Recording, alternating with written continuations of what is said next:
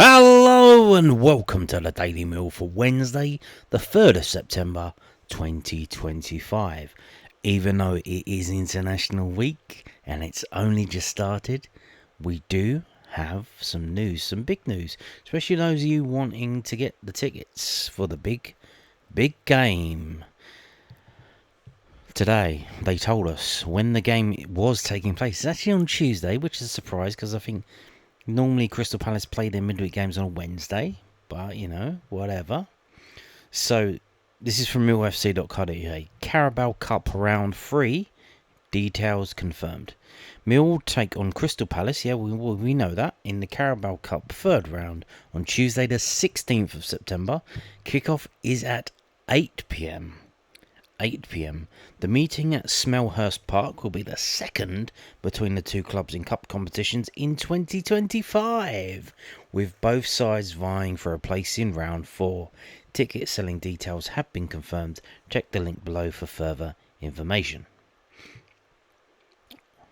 So why don't we do that then? Why don't we do that? So here we go. Tickets.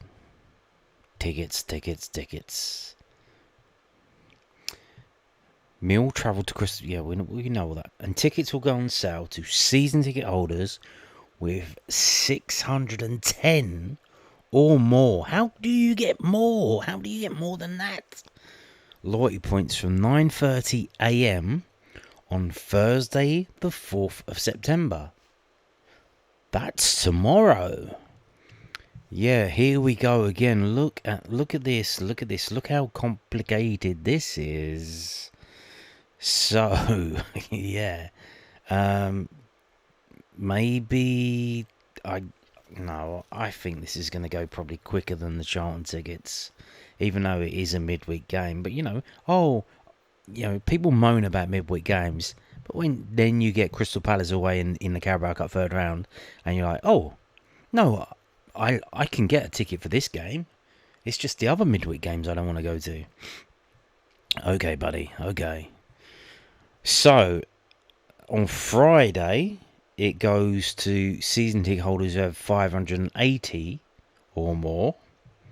And they have all weekend. And then on Monday, the 8th of September, it goes to season ticket holders who have 560 or more loyalty points.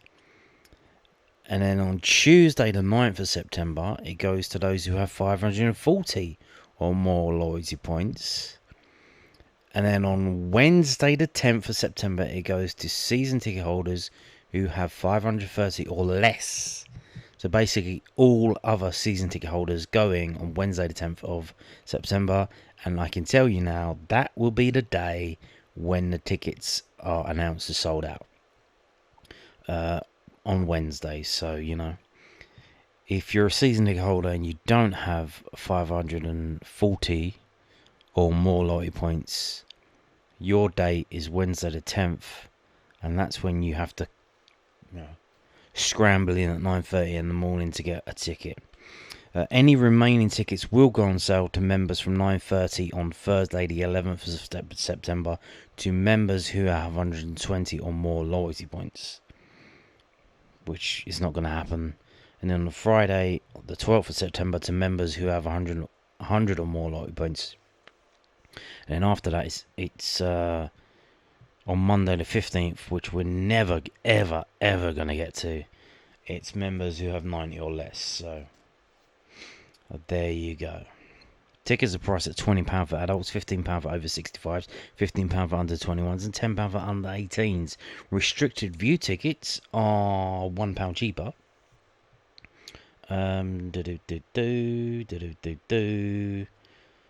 We have an allocation of 2,687 tickets. So that's a very weird number. And the reason behind that, what you got to realise is that we probably got given 3,000 tickets. And then what you got to realise, the players' comps, the Millwall board comps, away season ticket holders. Yeah, did you know there was an away season ticket? basically you sign a form that says you guarantee, you give them your credit card details or debit card or whatever, and every time there's a sale for an away game, you will get charged and they will send you a ticket for every single away game. I think you have to pay them 25 quid as a fee, whatever, but that's all it is. And it's probably too late now because you missed the Charlton away, you missed Palace away, but that's one way to jump in front of the queue. The only problem is you have to buy a ticket for every single away game. And how many do you actually want to go to? I mean, it makes sense if you're one of the ones who do, all the games home and away all season long. That makes sense to do that. But I would imagine we probably did get given 3,000 or close to 3,000. And there's like people have just taken about 300 tickets off of it in terms of comps and stuff. So there you go. Oh, there's no coach fixture for this fixture, by the way. So there you go. Now, 8 o'clock kickoff. 8 o'clock kickoff. So is it going to be on Sky TV? Well, yes and no. It's going to be on Sky, but not on Sky TV. It's going to be on Sky Streaming, otherwise known as Sky Sports Plus. What's the difference, I hear you say? Exactly.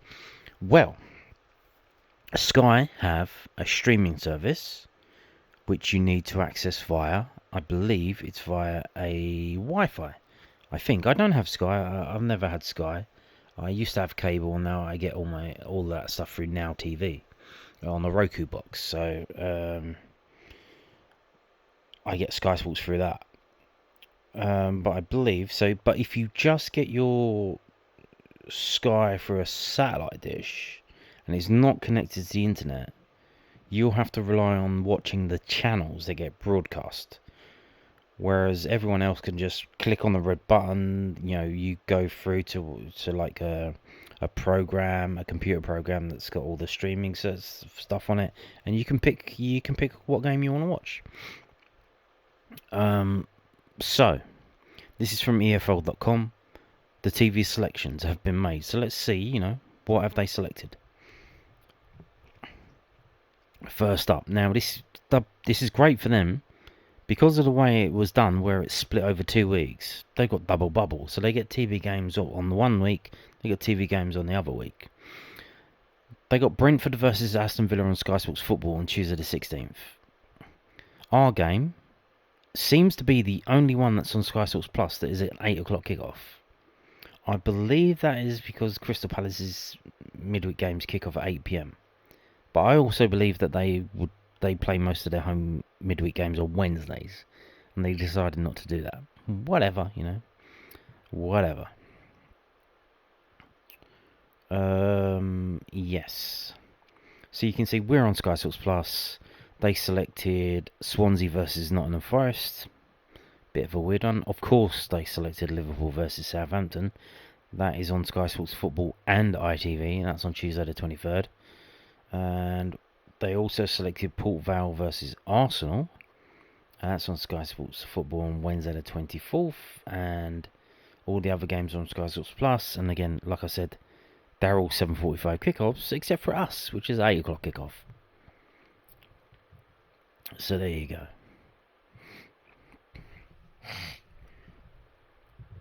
Now, moving on to this from southernnews.co.uk. Loan roundup. Mill midfielder features for Wealdstone. Yes, he did. Played yesterday. So Alfie Massey has had a strong start to his Wealdstone loan spell, playing the full 90 minutes in the Stones' past 5 fixtures. The 19-year-old midfielder, only 19, joined the National League side on loan on August the 12th. He made his debut later that evening, coming off the bench at half-time against Wolverhampton Wanderers under-21s in the National League Cup. With the Stones winning 2-1. Massey made his league debut as a substitute against Halifax Town on August the 16th, coming on at half-time again as Wealdstone won 2-1. He started the next 5 games and was named man of the match in a 3-1 defeat to Rochdale, scoring a 76-minute consolation goal. Massey started in the Stones' most recent fixture, a 3-2 win against Southend United last night. Adam Mayer had a loan move to Neil Harris's Cambridge United confirmed on transfer deadline day, and the 20-year-old could be in line to make his youth debut when they host Oldham Athletic this Saturday. Because League 1 and League 2 teams are still playing. It's just the Championship that I've got the week off. So let's have a little look then. This is SofaScore.com, and why am I showing you this? Because they got the ratings. They've got the ratings from the games, and you can see here 6.9. That was half a game of football. 6.9. 7.2, even though they lost. 7.1, again, even though they lost. And 7.9 scores a goal. Why not? Even though they lost. And then last night, that hasn't been. He did play 90 minutes. Just I don't think they haven't got the ratings yet because I believe because all of the games in the National League are being streamed on the Zone, much like Sky Sports Plus. They're being streamed on the Zone online, and what they do, I think, is once it gets uploaded to like some kind of system, they use the software to analyze the game and what the players have done, and then they get the ratings from that. It's all automatic. There isn't a guy sitting there with a clipboard. It's all done through computer programs and stuff like that. So I guess we're waiting for that score because it's 24 hours later. So they're waiting for the full game to get uploaded, and then they can analyze it. But there you go. So he's doing quite well. So while we're here, so how good is he like compared to the rest of the players? Well, if we click on this, these are all the Wealdstone players, and he's the fourth best so far. You got Anthony Georgiou, he's a Cyprus international, and he's played at Leyton Orient and he's played at Yeovil Town. So when they were in the league, Jack Cook, Dane Baptiste, so he's the fourth best there. He's doing all right, and that's what you want. I mean, I said, we expected, we thought he would go on loan to League 2.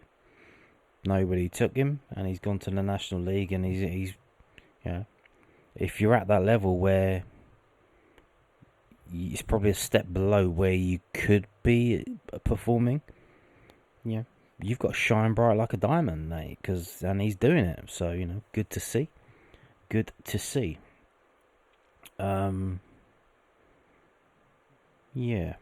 It's a big games as well, Scunthorpe away. They get a lot of fans still for that level. Gateshead at home. There's some big games at that level.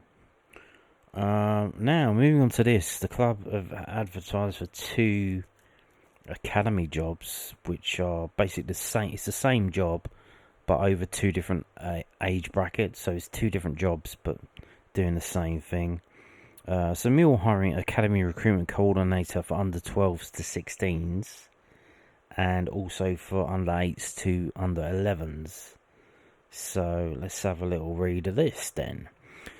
So Millwall Football Club is hiring an academy recruitment coordinator for the different age groups, as I've just mentioned, is responsible for leading the recruitment and talent identification process for players aged 12 to 16. This role plays a pivotal part in maintaining and enhancing the club's youth development pipeline by managing the scouting strategy and overseeing trial games and festivals, and building a strong network across the grassroots and youth football landscape. For a full job description, see below. You've got to fill in the application form that's there. There's a link to it there. But let's have a little look. So obviously it's based at the training ground, Well Hall training ground in Eltham, SE9 6TE, and also remotes as well. So you've got to scout players for those age groups. You've got to oversee the design and delivery of talent ID initiatives, trial games, etc. Advise on and monitor the progress of trialist players during the recruitment process. Identify and liaise with local clubs, schools and community organisations to support recruitment activity. Ensure all admin, logistical and operational tasks are completed to a high standard and on time. Represent the club in a professional, respectful and community focused manner. That's a code word, which means ensure compliance with FA regulations, FIFA regulations on the status and transfer of players, EFL youth development rules, and EPPP requirements, including the use of Kitman Labs intelligence platform. And this is what you need to have FA Level 2 in Talent ID. Yes, more credentialism. You need a piece of paper from the man, and that piece of paper will cost you a few thousand pounds, which you need to pay to the FA to do a course to be able to then get this job. So you're effectively paying in advance to be able to get this job, and then you will get some of that back, presumably in wages. So, although they don't tell you how much you're going to be paid here. Demonstrable experience identifying talent across grassroots and elite youth levels. Willingness to work on social hours, including evenings and weekends. You got to watch a lot of football. You think, oh, that sounds great. Try it and try it and then see. This might be, what this could be handy for. You know those weirdos who do the what they call them, groundhoppers. They just go to a different football game every day of the week. They seem to enjoy it. Double bubble. They get paid for it. You know what I mean? Like, make it your job if that's what you want to do and you love doing it. Fair enough, Get paid to do it, but do that for a week. Go to a football game every single day of the week for a week, and you'll probably end up hating it. Especially if it's not, you're going to watch teams you don't really care about. It's like, I hope both teams have fun. Yeah. So that's essential. But if you got this, it'll help you out. Experience in managing a team. FA level 3 or 4 in Talent ID, which again costs you even more thousands of pounds. Relevant experience so if you've worked at other youth teams stuff, and knowledge and understanding of the requirements. So again, there you go. Closing date for applications is Monday the 15th of September 2025, and that's the same on both of them. It's basically the same job, just over different age groups, and it's all the same. So there you go. And on that note, thank you for watching, and goodbye.